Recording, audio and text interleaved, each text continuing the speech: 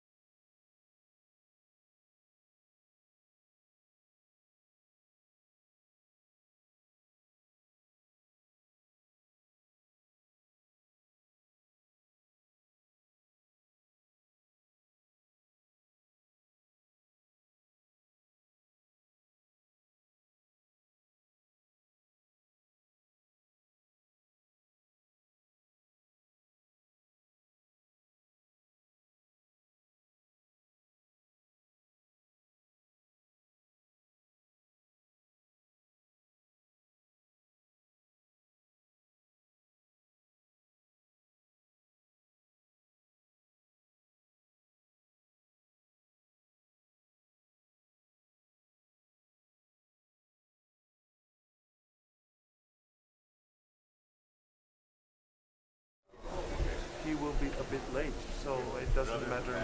Yeah, yeah, right. 그죠?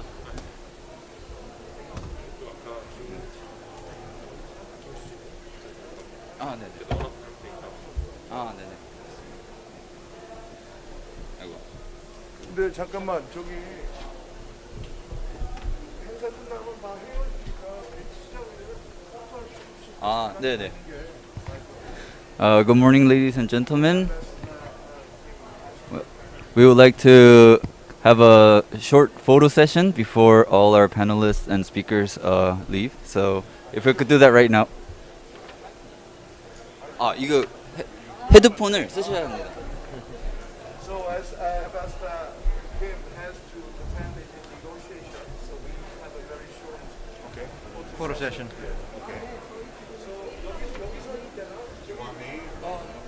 I mean, I think you can sit down. Yeah, you can. I think the discussion can sit down. 서해야지. Would you please stand up together? Count.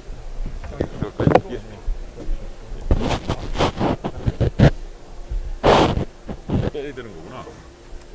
If everyone can look at this camera first.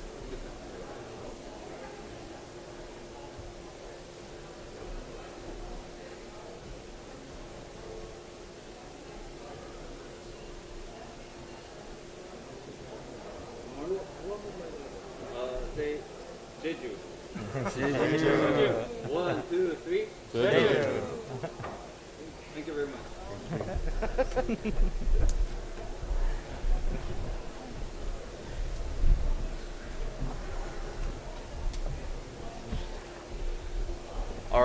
Our discussants and panelists must also have their headphones on.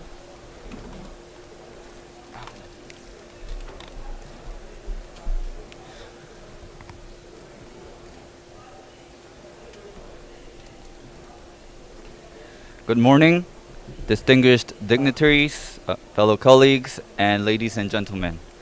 I am Hongjin Kim, researcher at the Jeju Research Institute.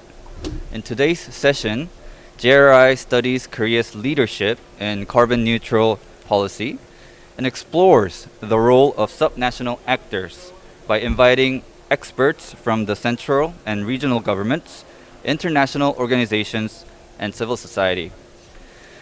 To begin, we have 3 speakers to deliver their congratulatory remarks. First, please give a round of applause to Chairperson Ja Nam-soo of the Jeju Special Self-Governing Provincial Council.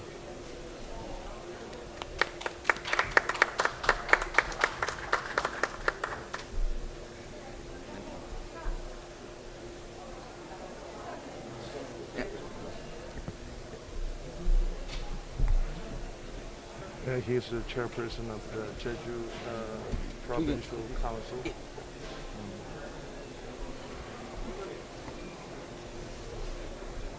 여러분 안녕하십니까?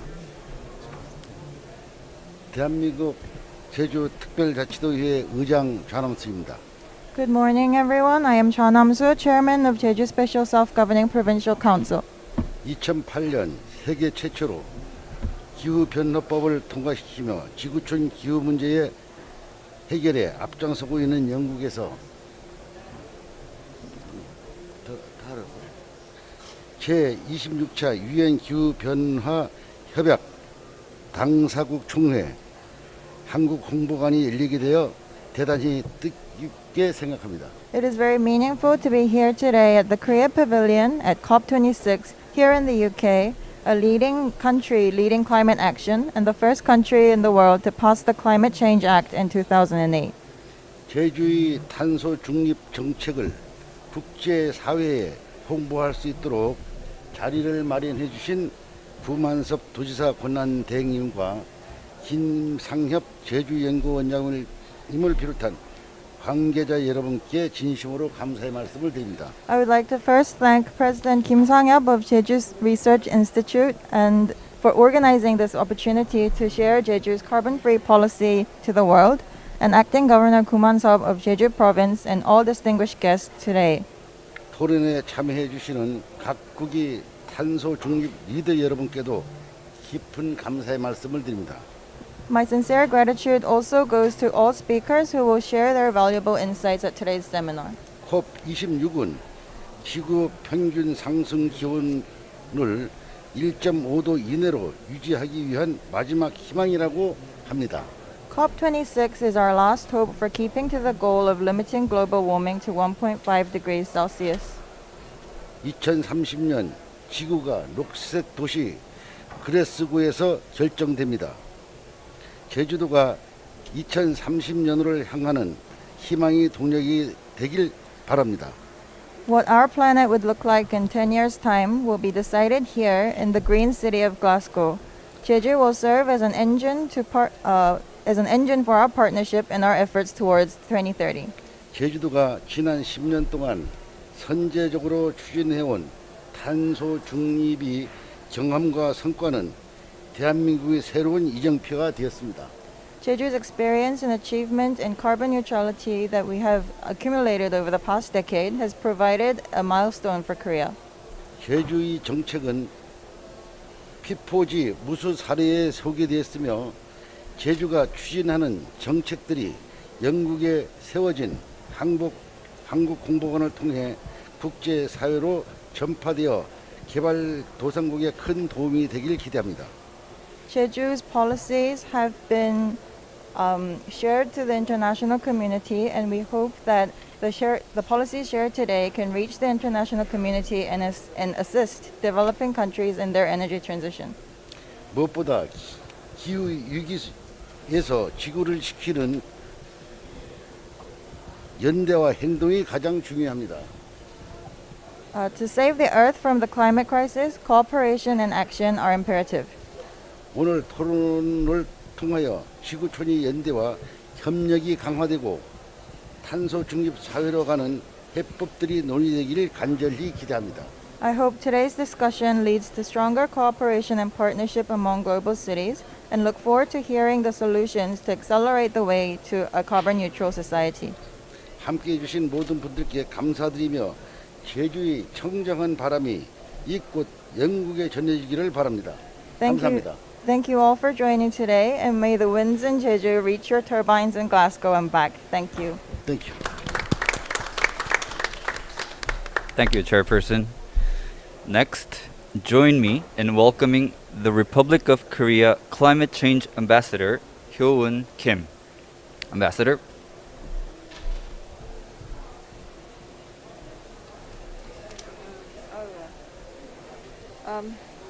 Good morning, everyone. Distinguished organizers, moderators, panelists, ladies and gentlemen. First of all, I extend my deep appreciation to all participants today for coming to Glasgow COP26 in spite of the pandemic. I also congratulate Jeju Special Self-Governing Province for organizing this event based on its full front-running climate actions and leadership. I remember vividly the vision of Jeju Island to achieve carbon-free islands was announced in 2012, if I'm not mistaken. This announcement was made earlier even than the birth of Paris Agreement, which represented a milestone for recognizing the importance of local climate action. Until the Accord, such efforts were paid little attention by many governments and climate change practitioners. But the Paris Agreement recognized the importance of subnational governments, authorities at the local, city, and municipal level, specifically those in developing countries, as key drivers in strengthening local resilience to climate change and as contributors to the long-term global response to climate change to protect people, livelihood, and ecosystem. This sentiment was amplified in the Intergovernmental Panel on Climate Change IPCC's special report on global warming of 1.5 degrees Celsius, which noted that cities and regions may also be powerhouse of ambitious mitigation and adaptation measures that are hard to legislate and implement at the national level. The reason I'm telling this story is to highlight how forward-looking Jeju Province was in climate ambition and action. Under the ambitious target, Jeju Province has taken multiple implementing measures, such as increase of renewable energy, including smart grid, building electric vehicle infrastructure, and energy-efficient buildings and houses. This is very well aligned with key 4 items that Prime Minister Boris Johnson emphasized at his opening speech of this COP meeting. He said, COP26 must be the COP about coals, cars, cash, and trees. Coals, cars, cash, and trees. These 4 words are the key priorities of this COP26. Jeju Province is an early mover and model community in clean energy, green cars, climate investment, and forest. Therefore, Jeju's vision is very well aligned with the vision of COP26. Korea is now one of the dozen countries in the world who codified the net zero by 2050 target in legislation. The Framework Act on Carbon Neutrality and Green Growth mandates 243 local governments to develop low emission plan to meet the net zero by 2050 target. President Moon Jae-in also mentioned the role of local governments in Korea's efforts to achieve carbon neutrality by 2050 in his speech at the World Leaders Session. Complementary to central governments, local authorities have a clear understanding of the priority needs of their communities from a climate action standpoint, as well as the convening power to translate goals into action. Just as importantly, they typically have the mandate to undertake the small and medium-sized investments that are required to build climate resilience and adaptation responses at the local level. Today's event is a wonderful opportunity to share accelerated actions driven by some national leaders, which is vital both for emission mitigation and for supporting resilient communities. UK presidency also designates the day of November 11th for promoting cities and regions' climate actions. Governors and mayors must be united behind the urgency for action with one voice, one ambition. Once again, I congratulate this useful opportunity to share the best practices and lessons learned regarding climate action at local governments. I wish all of you receiving insight on the proactive role of Jeju Province.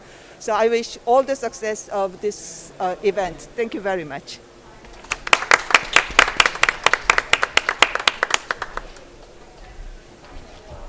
Thank you for your kind words, Ambassador. Now, without further ado, let us kickstart this session by inviting today's moderator. Ladies and gentlemen, I give you today's moderator, Professor Sang-hyuk Kim, President of the Jeju Research Institute. Good morning, everyone. Thank you for coming today. And I really thank you indeed for the kind and insightful remark by Ambassador Kim. And thank you, Chairman Chua, for showing the bipartisan great leadership in making this possible. Well, today it is my great pleasure to moderate this important side event with the title of the Carbon Neutrality Korea and Carbon-Free Jeju. Well, about 10 years ago, as Ambassador Kim said, when Jeju declared Jeju is going to be carbon-free by 2030, many people left the idea. And some of them even ridiculed the idea. But now, as you would see, Jeju is number one in terms of renewable energy penetration, and number one in terms of electric vehicle, and number one in introducing clean technology and clean system. But there's a long and windy way to go to reach the point of carbon neutrality. Having said that, we are going to hear first from the Director General of Jeju about the achievement of Jeju's and the challenges and future directions of Jeju. And after having heard about Jeju's briefing, and we will have a wonderful session for discussion. Let me introduce our wonderful panels today.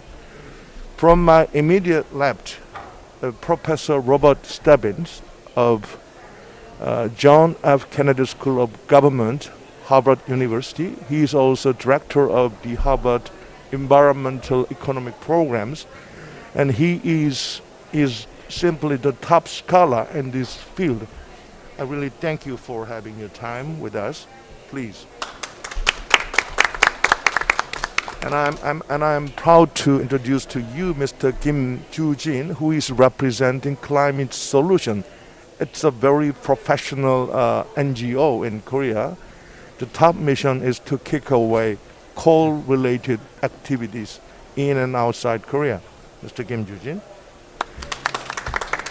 And it is great delight to see you again, Mr. Ian de Cruz. Ian de Cruz is the global director of P4G Secretariat. P4G stands for Partnership for Global Green Growth and Global Goals. It's all about partnership, private, public, and yes, partnering. That is right. So thank you for coming, Mr. Ian de Cruz. So he is in that sense pioneering this kind of partnering project around the world. So let me hear first from the Director General, Mr. Yoon Hyung-suk, about the Jeju carbon-free islands challenge, achievements, challenges, and future directions. Please welcome him with a big round of applause.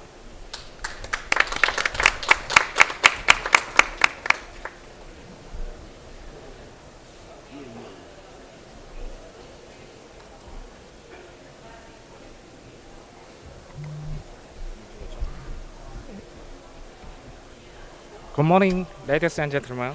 My name is Hyung-suk Yoon, Director General of the Future Strategy Bureau of Jeju Local Government. Now, shall explore COP 2030 energy transition policy. Over the past 10 years, Jeju had been transforming climate crisis to new green growth opportunity. At Paris, we present our own green Big Bang vision, the carbon-free island 2030.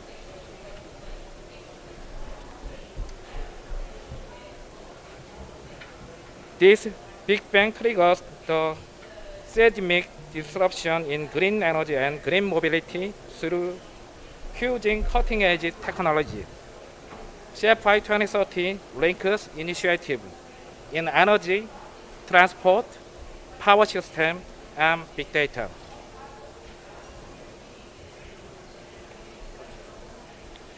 Jeju's COP 2030 vision is the vision for our future generation. First, our island will run on 100% renewables by 2030. Second, a fully eco-friendly mobility system will form the backbone of our fleet.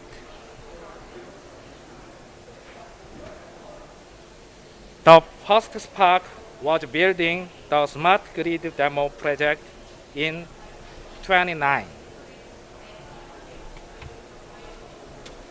In 2011, we transformed the island of Kapado, Jeju's first carbon-neutral island, running on only renewables for 7 consecutive days without burning a single drop of diesel.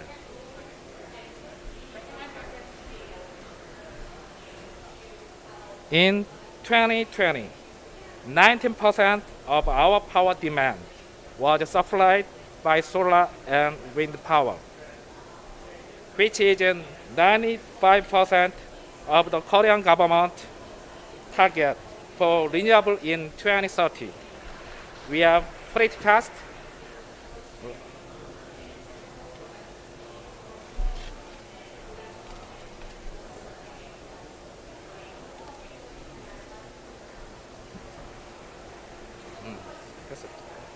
Our 24,000 electronic vehicles composed 6% of the total, the highest in Korea. We only expect this number is increased as from 2030. Jeju will ban the registration of gasoline and diesel engines.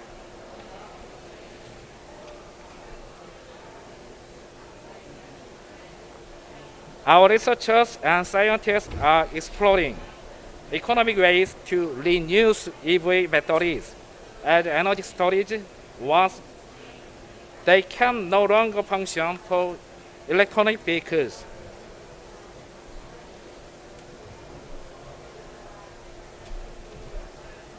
Despite our early start and success, we are facing new challenges.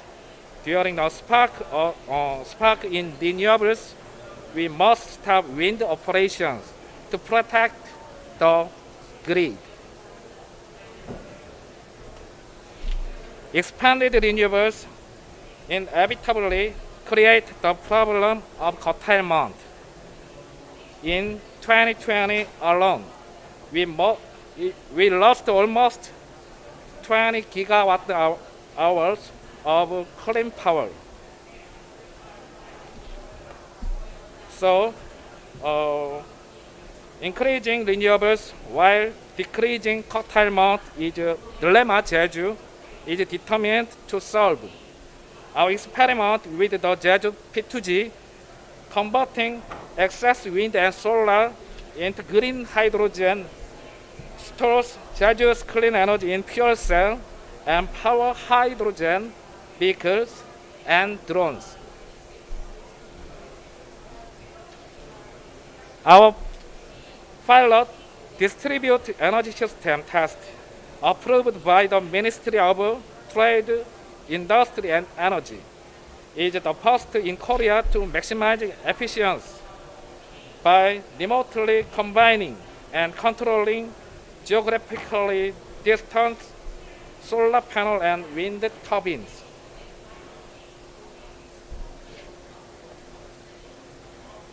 Jeju gathers all data and utilizing generation, storage consumption, which enables the exchange of renewables and margin cost. This snapshot shows the real-time power supply and demand for every 10 minutes. The implication behind this graph is simple. The blue line is total demand of Jeju electronic power. The green line is renewable energy lines.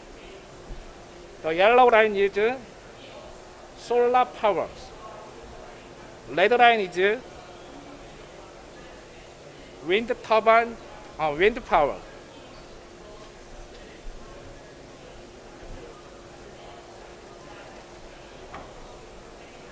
At each list, 60% of Jeju's entire demand is generated from renewables. Imagine what it will be if the pie goes full blue, like the flag Scotland.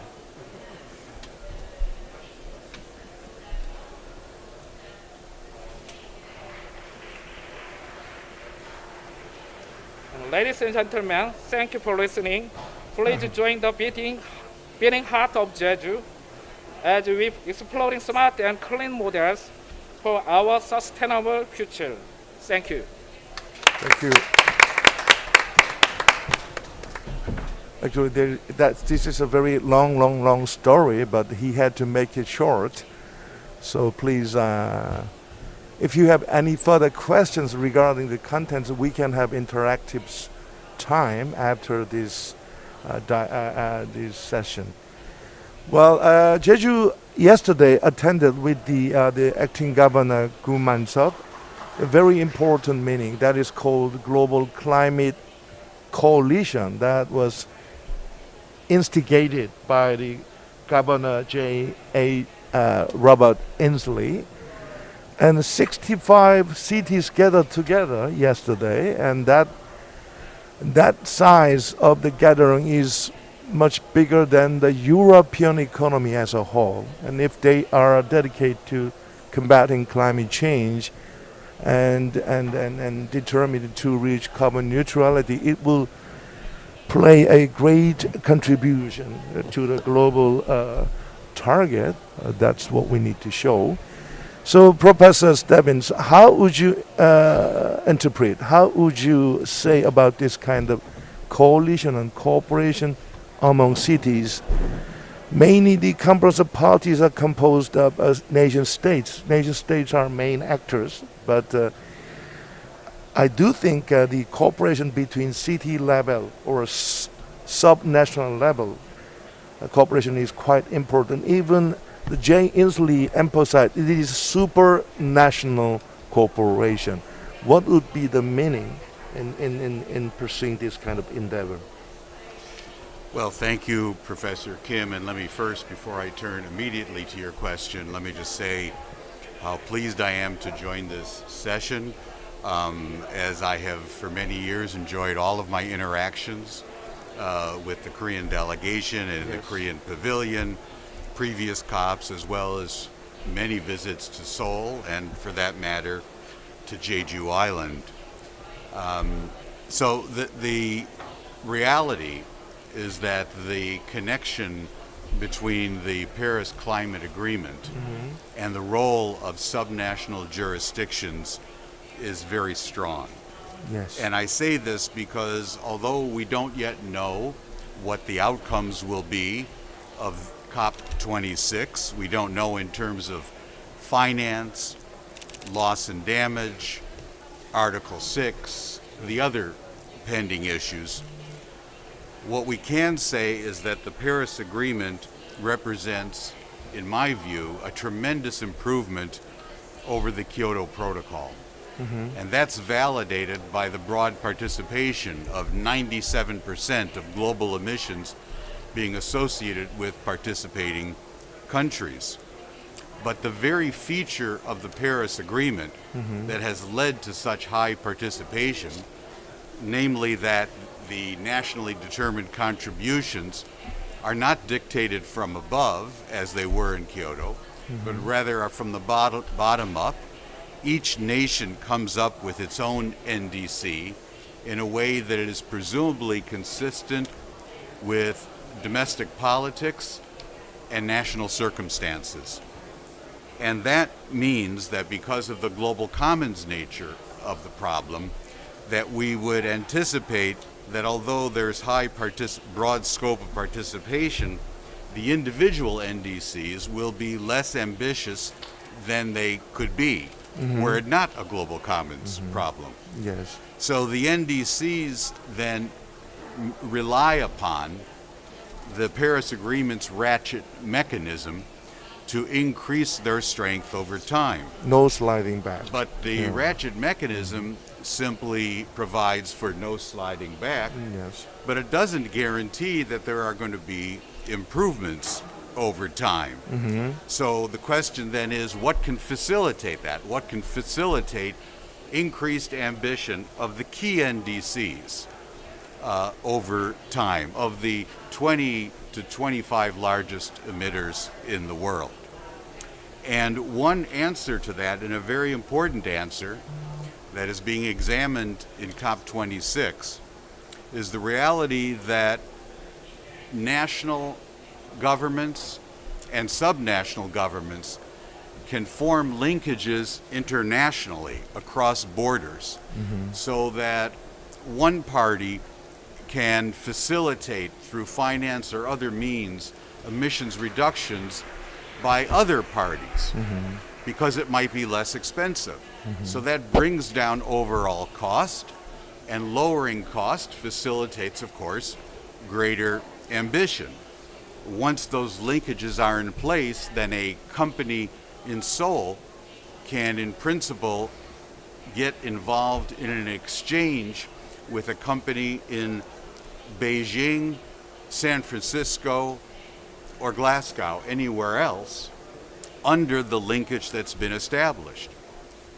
However, when that trading takes place across jurisdictions, it's then important that those are correctly accounted for in terms of each of those parties' movements towards achieving its NDC. In particular, we want to avoid double counting, where both parties take credit for it.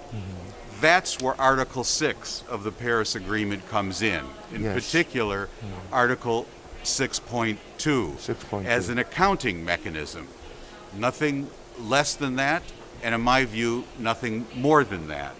In fact, if we wind up putting too much into Article 6.2 rule book in terms of constraints and requirements, it will simply kill international carbon markets. So that's very important this week, and that means that there are very important roles for national and subnational policy. The very nature of the NDCs themselves in the Paris Agreement put the policy work and all the other work to the parties and to subnational jurisdictions. And Article 6 presents the possibility that there are roles for the parties and for subnational jurisdictions that can go beyond each party's achieving its own NDC, but carrying out essentially foreign direct investment in other parts of the world, which is obviously good economically and is also good for climate change because it lowers costs and therefore facilitates greater ambition.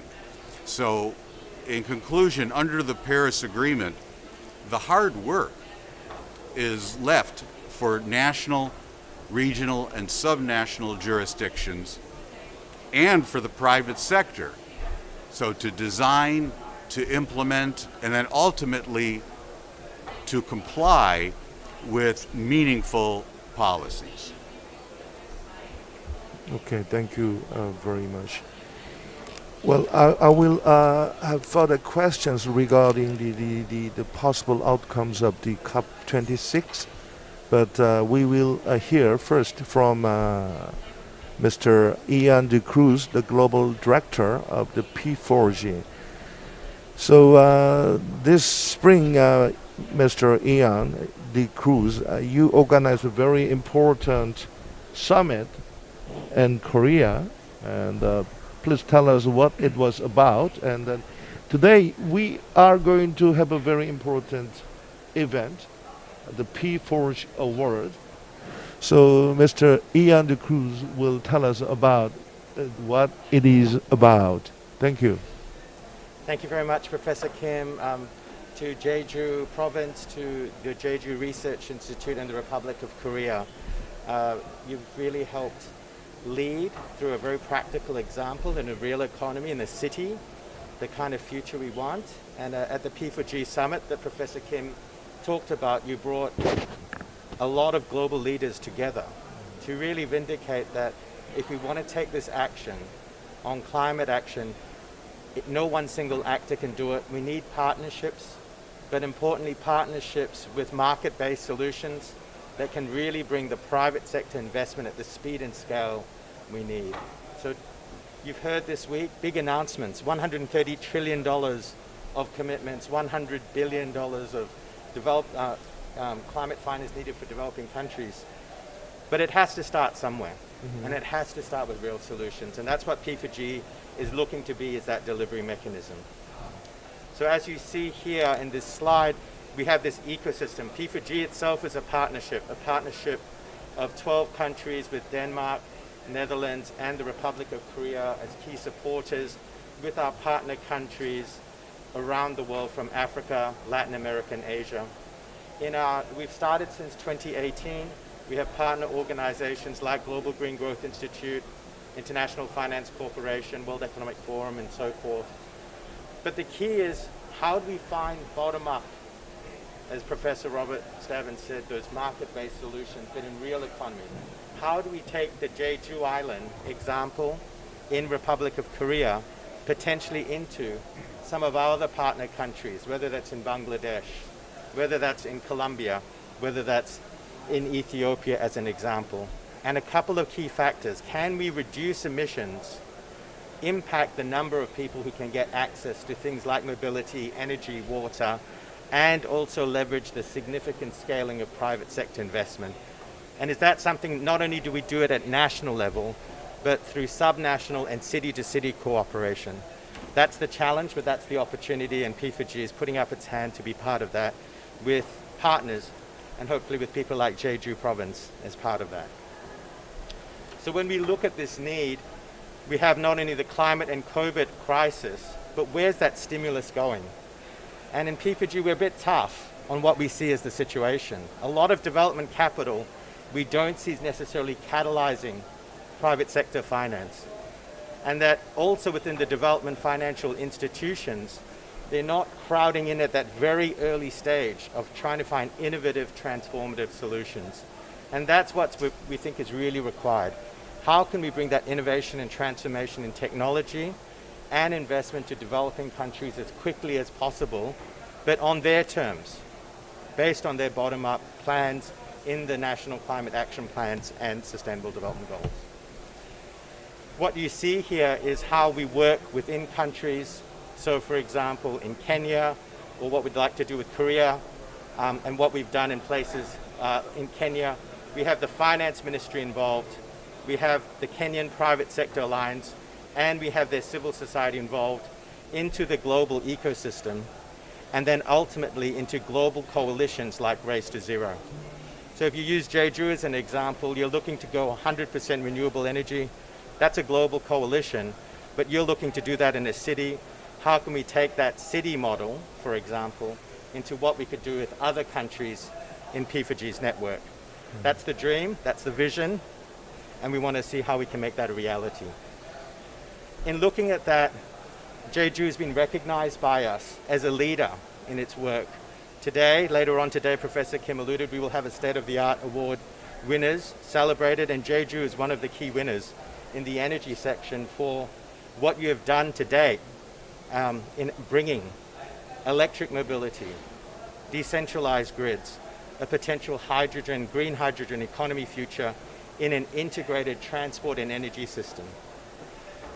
What we want to see is how do we take that leading work that you're doing and apply that into a situation like Kenya, for example, or Colombia. How do you bring that, but make that an investable business model? Not just a technical solution, but a commercial solution where in the developing countries, they can be part of that solution, driving jobs and investment for them, but also for the broader economy. So as we look at that, some lessons learned, and this was the Korean president at the P4G summit, we've learned some lessons that we want to share to everyone here.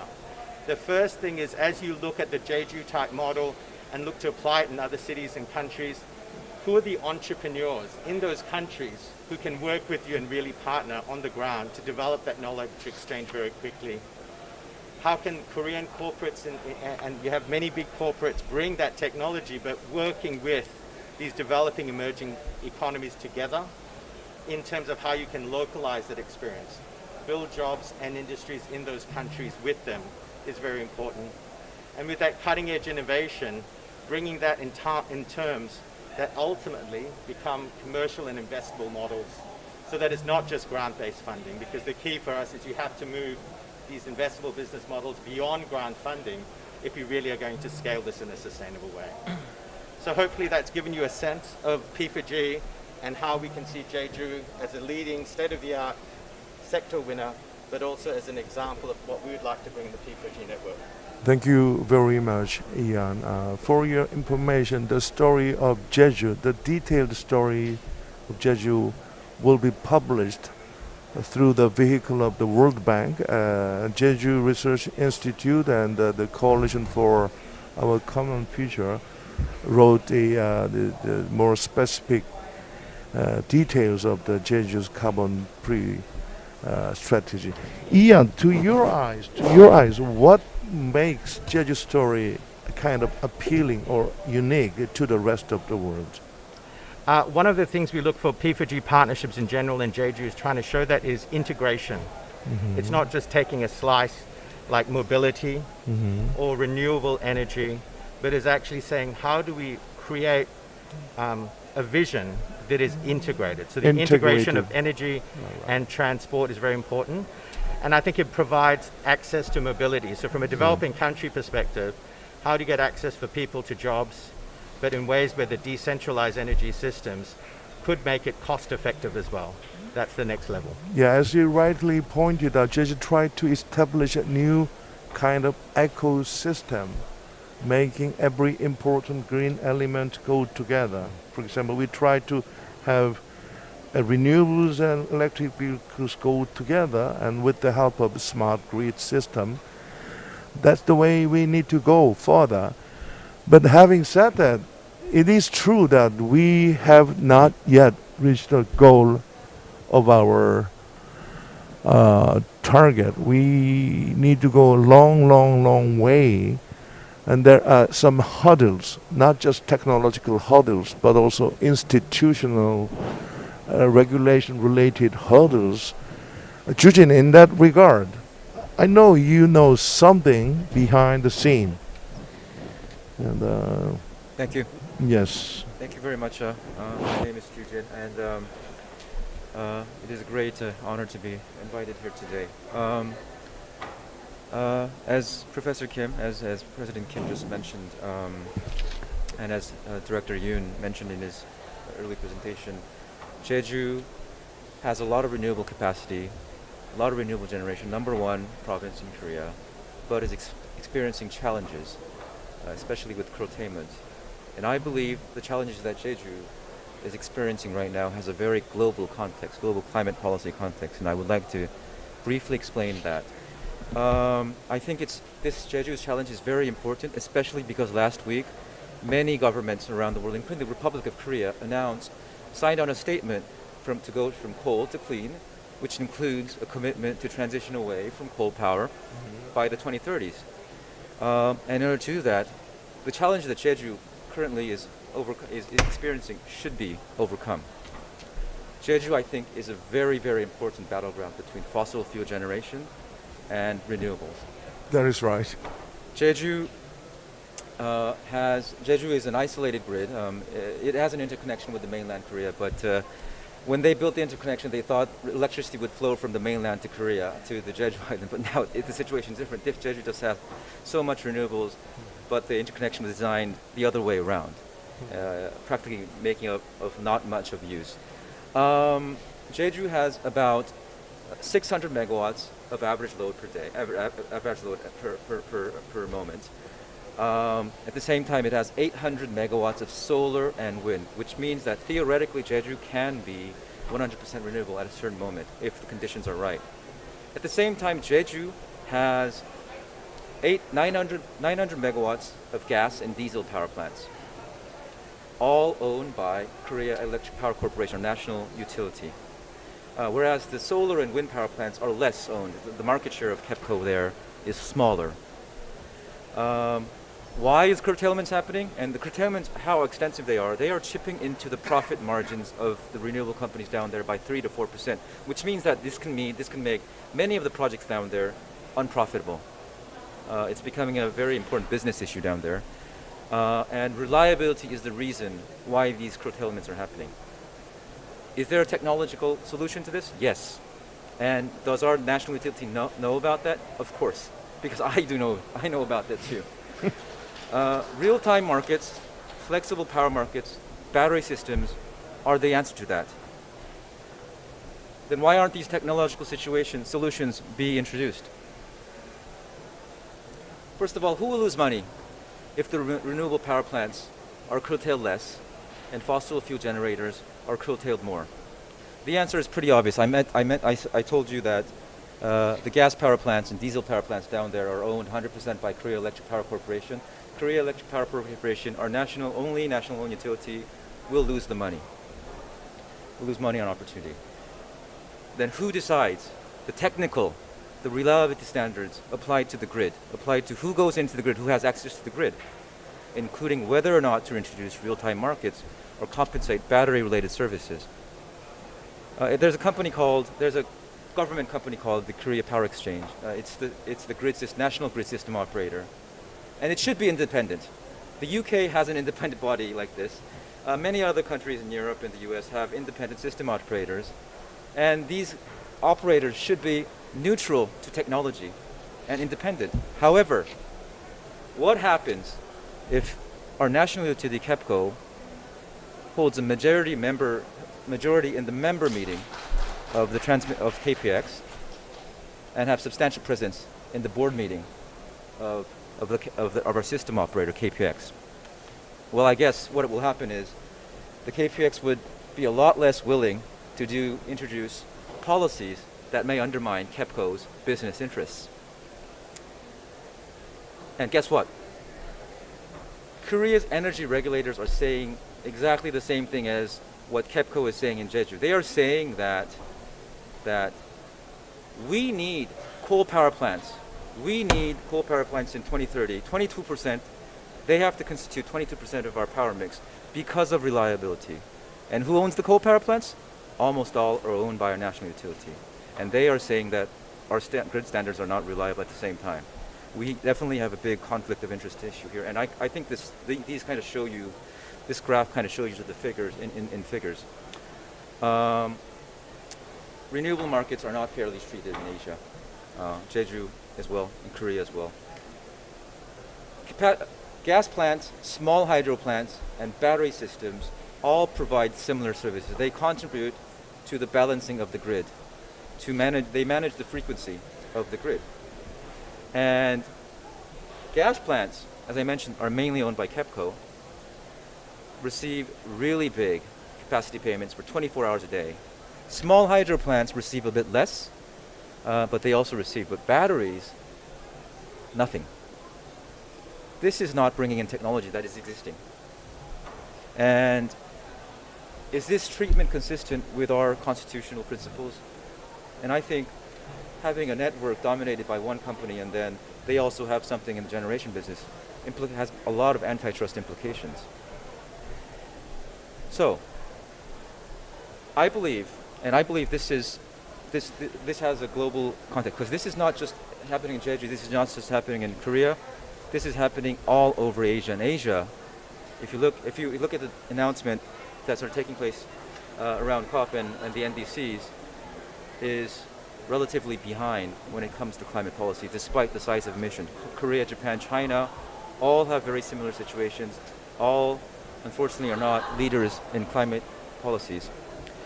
The bundled, vertically integrated, monopolized Asian state-owned utilities are not just a domestic threat, they are a major global climate threat, I believe. And something has to be done for that. Politically, I think, whereas in the past we've been asking President Moon, why Prime Minister Kishida, please do more with your NDC. Please do 50%, 40% of your reductions in your NDC. Instead of saying that, President Moon, Prime Minister Kishida, you've done a great job. However, you can do more. If you look into your power system, if you start questioning the data that your energy regulators or your utility is providing, you can do more. I think that should be the global narrative, rather than saying that President Moon, you should do that, and ask him to ask his employees in the power sector, in the power regulators. So there should be a narrative change, especially with Asian state-owned utilities, I believe. And number two, we have a lot of precedents to learn from. The bundled power market, vertically integrated power market, should be, to some extent, unbundled. Mm-hmm. And Europe, Eastern European countries, former Soviet bloc companies, are good experiences there and have provided good experiences there. That kind of experience sharing is needed. And I think nobody from the antitrust authorities in Korea are here in the delegation. I think it would be good to have more of them in the next COPs. So those are my points for today. Thank you very much for inviting me, and the floor is yours. Yes. Thank you.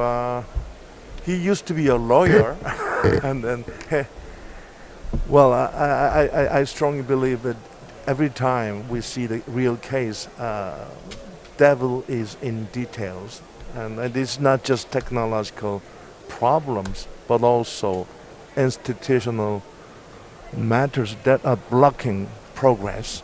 And in that regard, the monopoly issue of KEPCO, and especially in the wholesale market, should be addressed during the presidential election campaign. That's a huge issue.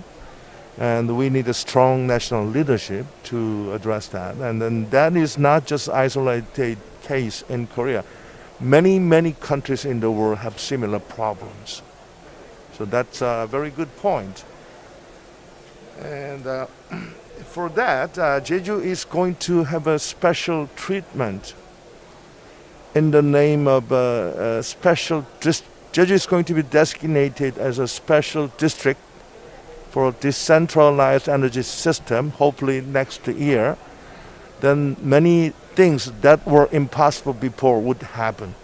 We would have many new things under the new deregulation policy. If you have any question regarding that, I think Director Yoon would answer to you after this session.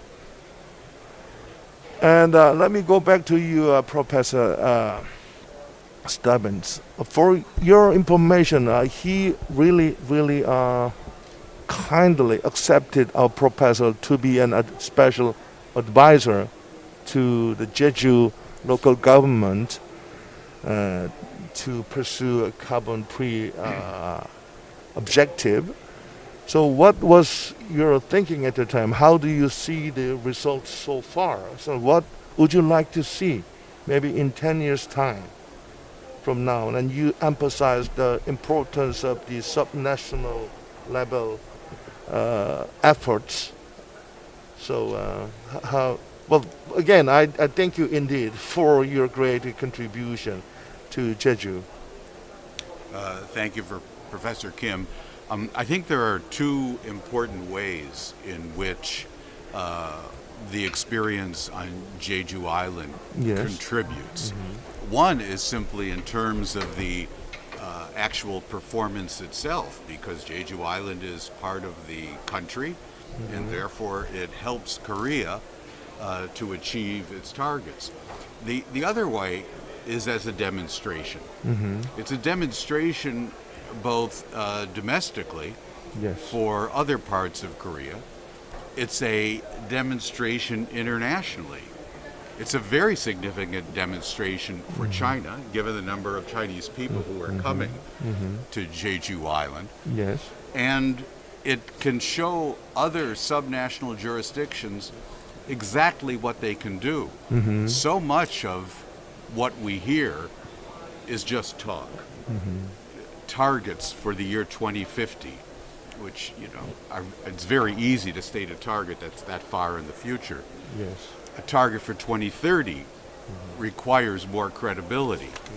But even more than that is taking action immediately with policies, with technologies, with real implementation. And that's what's been happening on Jeju Island, and that's why other parts of the world, the mayor of New York City, the mayor of Paris, the local officials who have been making very impressive statements about their targets and objectives for the long term can look to Jeju Island to see what they can actually do tomorrow. Okay, great. In that regard, I'm happy to let the audience know that the Jeju has a sistership relation with Hainan, the future city of China in terms of free economic zone, and they are go for green, and then we have a very cooperative relationship with Hainan in that endeavor. And besides that, we have had a high hope for this COP26, but so far, it is criticized to some sense. Rather than a real progress, there are more hot air. And with the over promise and with under delivery, COP needs to show more, and especially without the Chinese leadership here. What would you like to see? How would you see the difference this time of COP from among other COPs so far? What should be achieved through this big gathering? There are more than 400,000 people are here to attend this meeting, but we need a real result. What would you like to see? Well, I think the first thing that we should acknowledge is that the reason that we got the Paris Agreement was because of the co-leadership of two countries, China, the United States and that China. is right. Obama at the time. Exactly. Yeah, right. And unfortunately, during the successor president, the former President Trump, there began a movement away from, in the United States, away from cooperation with China to confrontation with China. Yes. And yes. sad to say, to some degree, that has been continued by the current U.S. Biden administration. That's gone from Trump's expression of America first to the new expression, which is American manufacturing first. But both of those are fundamentally economic populism. They're not supportive of international trade. And now what's happened is that rather than cooperation on climate change leading to cooperation between the United States and China on other issues, it's confrontation on other issues that's making more cooperation on climate change impossible.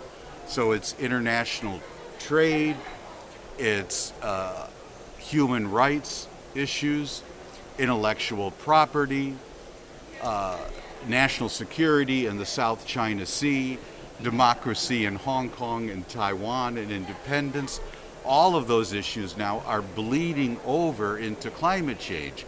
So that the lack of action to some degree is, I think, an unintended consequence of that. And it's the Biden administration wants to come back to the table with China, at least that's my understanding. And the Chinese government, from its perspective, says, well, yes, but there have to be some linkages, there has to be some trade-offs with these other issues. And the U.S. administration has said, no, there can be no trade-offs. So there's something of an impasse, and therefore, although I think this COP is going to make progress in specific ways, it lacks this incredible leadership of the world's two largest emitters that we had with Paris. But the kind of nature of this conflict or tension between the two big countries would not go away easily. About a year ago, we had a small informal dialogue with John Kerry, Mr. Ban Ki-moon, the former head of UN, and Mr. Xie Jinhua, the Chinese leading negotiator. They all agreed that this is a global commons and we are going to cooperate on climate issues. I thought we could have that, but it's gone due to the kind of geopolitical, economical kind of populism as you described. So maybe can we wait next year in Egypt to see that happen? And besides, there's a worry. What if we have another Trump? Yeah. He's gaining popularity again in the United States. So Xie Jinhua and John Kerry have a close personal working relationship going back to the time before the Paris Agreement and then through the Paris Agreement. That is correct. But neither of them are heads of state. And in the United States, it's not only a matter of the question of the head of state. We have an independent Congress who is co-equal with the executive branch. And again, the reality is one of the few things on which this White House agrees with both Democrats and Republicans in the U.S. Congress is China bashing. That's the one thing on which they're actually on the same page. And I think that's very, very sad, and ultimately is not just problematic for international climate change policy, it's going to be problematic for much else. I'm an economist, so I'm also worrying about, international trade. Yes, thank you. In this very regard, Mr. Ian de Cruz, the value of P4G shines ever more because it is about true partnership, not kind of political rivalry or competition. So what would be the future of P4G, maybe in 10 years' time from now? What do you like to, how do you like to move the P4G into the heart of the world? That's a big question, Professor Kim. And I suppose modestly... But this is not about big countries' hegemonic gathering. It is about pure partnership, right? So, basically. Yeah, I mean, I would love to see in 10 years' time that P4G is part of a coalition of doers that is unlocking this 130 trillion, these 100 billion. Real doers. But yeah, bring those real doers together. So, you know, you might have these politics that goes on and it's unhelpful, but at the end on the ground in places like Bogota, electric buses are happening, and they include Chinese technology and they include American technology, and there's combinations of Korean technology that we can all bring in, but based on markets. And I think in that way, what we'd really like to see is a huge part of the solution is this ratcheting mechanism is very important of what we're seeing in COP. But you're seeing a lot more private sector participation and investment. You're seeing in things like the science-based targets a huge corporate push there. But what P4G wants to do is start bottom up with what are the solutions that can truly be business models that can be invested at scale. And really we see developing countries as not only vulnerable, but actually the economic agents of change. So if we can really bring as quickly as possible that technology and investment on the terms of our countries and our partner countries like Bangladesh and Indonesia and Vietnam, like Kenya, Ethiopia, South Africa, that I think creates the opportunity for inclusive growth, sustainable development, but a bigger economic cake that can be shared multiple ways. But it's almost reversing the mindset that it's not that developing countries get third, fourth, fifth generation technology in a 5-10 years. It's really that they get first generation straight away at the same time. Very good job. Very good. It's a real coalition of like-minded doers, right? And Jujin, as a leading civil society activities, and you are saying the fair competition and fair transaction should be the center of the solution approaches. What would you do to enhance Jeju's carbon-free strategy? Well, I showed you a graph where as an advisor, where gas, small hydro, and batteries are not treated differently. I would first try to find the true cost of the service, true value of the service. Auctioning and things like that, market mechanism would usually do that, and pay less, which will eventually lead to paying less to gas power plants and paying more to batteries, and batteries will quite likely prevail in many ways, and that will reduce the gas power, and which is fossil fuels. So that's an easy thing. In a more longer perspective, this is happening basically because the company that controls access to the grid also has a lot of generation assets, and under that condition, and if those assets are mainly fossil fuel generators, of course it's very reasonable that they don't want to have renewables in their game. So that has to be changed in the US, in the EU, and many other countries.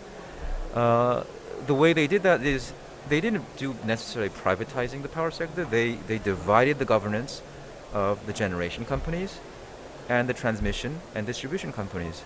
So that could be done. Okay. And thank you.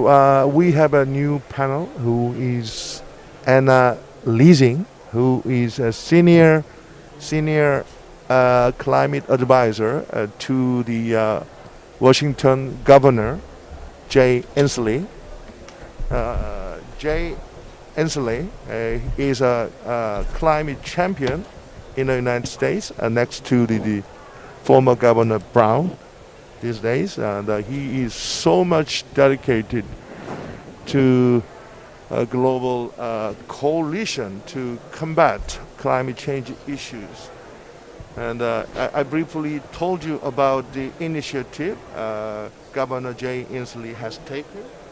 And we were really impressed by the leadership he has shown. And you are kindly invited Jeju to be a part of the coalition.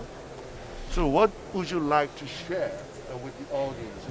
What kind of things we can do together? Can you all hear me? Okay, thank you.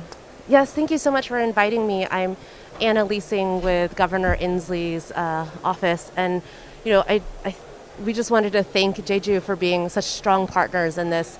Like, what we have set out to do, and Governor Inslee's intention has been to really showcase the role and the strength that subnational, or as he likes to call it, supranational leaders have in ensuring that there is continued work on climate action and progress, especially in areas where nation states have some difficulty moving as aggressively as we need to meet the urgency of the climate crisis.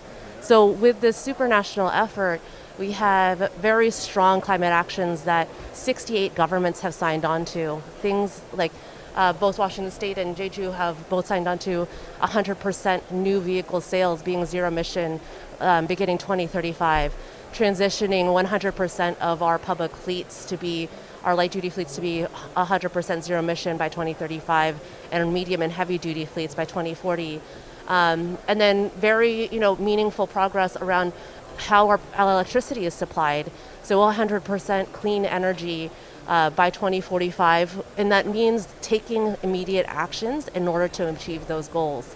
One thing I did want to share with this group is that, it sounds like, having 68 governments work together, even though none of us are a nation state, has a very strong collective power. If the 68 governments that have signed on to this were a country, it would represent the third largest country in the world. Yes. These 68 governments represent 470 million people, and they also represent 20% of the world's GDP. And then the commitments they signed on to, the governments generate more than 3.7 billion metric tons of greenhouse gas emissions, and that's roughly the total emissions that we see from the European region.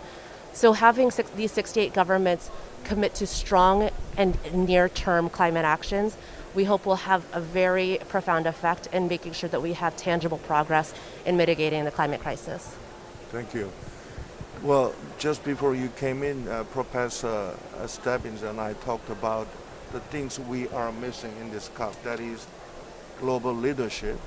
What we go back to the year 2015, there was two great leaders from the United States and China. And these days we don't have it. So that's where we are seeing the absence of Chinese leadership here.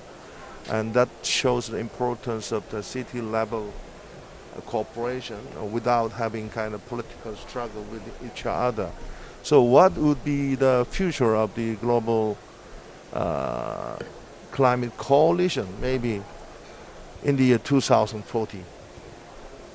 In 2040, hopefully we've already achieved our goals, but we are thinking much closer in terms of, we have set up structures with our partnering coalitions. So with UNDER2, the U.S. Climate Alliance, and with C40, we've actually asked them to set up structures to be able to facilitate sharing of resources, technical expertise, providing technical assistance to help governments implement and work together and learn from each other so that we can enable and help each other be successful in these endeavors.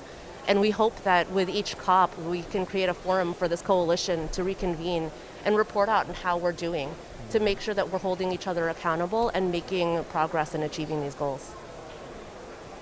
Okay, Stebbins, would you have some comment on this kind of initiatives? Well, kind of city level cooperation?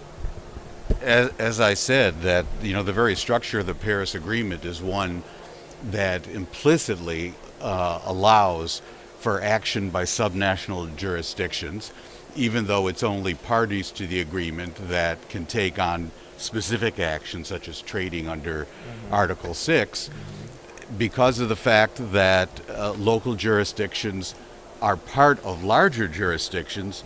It means that any actions they take on do two things. One is that they have the effect of lowering emissions within the larger jurisdiction, but more importantly is, as I said before, as demonstration. I mean, I have always thought that the real value of California's cap and trade system, which only accounts for about 15% of the state's emissions reductions, But was much greater than that, because it's a demonstration Right. to other parts of the world, to Quebec, previously to Ontario, for that matter to the European Union, where there was tremendous communication between the two, and for that matter to Seoul, Yes, for its yes, cap and yes, trade yes. system. So that's where there is tremendous value, is demonstration. Okay, now it is time for us close this side event. We are going to invite the acting governor of Jeju special self-governing province. His name is Mr. Gu Man-sup. He is going to give us a closing remark. Yeah, thank you. Ladies and gentlemen, I'm Gu Man-sup, acting governor of Jeju special self-governing province. I would like to first thank Professor Robert Stevens of Harvard University, Mr. Ian De Cruz, Global Director of P4G, and Bizan Leasing, a Senior Climate Advisor to the Governor of Washington, Thank you for coming. and Mr. Kim Joo-jin, Managing Director at Solutions for Our Climate, for sharing your insight on achieving carbon neutrality. Your valuable ideas will provide a milestone for opening a sustainable and harmonious future. As we embark on the implementation of the Paris Agreement this year, cooperation and partnership between and among nations and cities are imperative. This is our last chance to save the Earth. To tackle climate change, cities need to come forward and take action. We need to act together for our families and our children. For a stronger climate partnership among global cities, Jeju will actively share our knowledge and experience gained from CFI 2030. We ask for your continued support and look forward to the journey we'll take together. Thank you. Thank you. Thank you very much. Thank you for sharing your valuable time with us. This is how we conclude this side event. Thank you for coming despite your busy time. All right, ladies and gentlemen, thank you for participating. We will have a short photo session now that we have our senior climate advisor, Anna Leasing, here. No, no. So if